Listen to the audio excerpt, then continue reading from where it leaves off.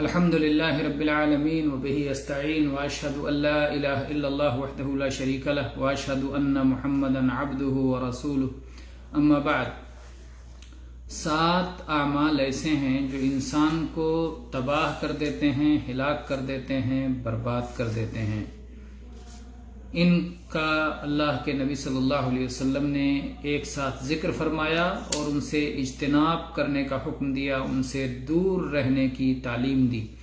ابو ہریرہ رضی اللہ عنہ بیان کرتے ہیں کہ نبی صلی اللہ علیہ وآلہ آلہ وسلم نے ارشاد فرمایا، اجتنبوا السبع الموبقات، 7 تباہ کن اعمال سے دور رہو، اجتناب کرو، پرہیز کرو، دوری اختیار کرو۔ قالوا یا رسول اللہ وما ہن، صحابہ رضی اللہ عنہم نے پوچھا کہ اے اللہ کے رسول، یہ 7 تباہ کن اعمال کون سے ہیں؟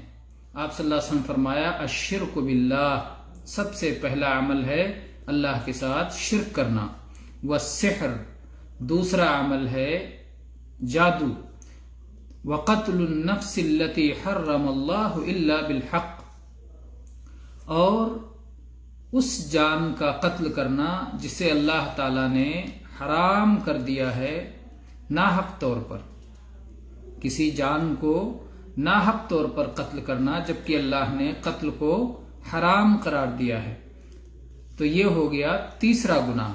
وَأَكْلُ الرِّبَا، اور سود خوری، یہ چوتھا گناہ۔ وَأَكْلُ مَالِ الْيَتِيمِ، اور یتیم کا مال کھانا، یہ 5واں گناہ۔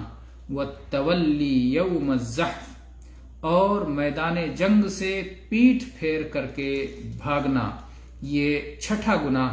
وَقَذْفُ الْمُحْصَنَاتِ الْمُؤْمِنَاتِ الْغَافِلَاتِ، اور بھولی بھالی ایمان والی پاک دامن عورتوں پر زنا کی تہمت لگانا، زنا کا الزام لگانا، یہ 7واں گناہ ہے۔ یہ متفق علیہ حدیث ہے، صحیح بخاری میں 2766 نمبر پر ہے اور صحیح مسلم میں 89 نمبر پر یہ حدیث ہے۔ تو نبی صلی اللہ علیہ وسلم نے اس میں 7 گناہ بتلائے جو انسان کو ہلاک کر دیتے ہیں، تباہ اور برباد کر دیتے ہیں۔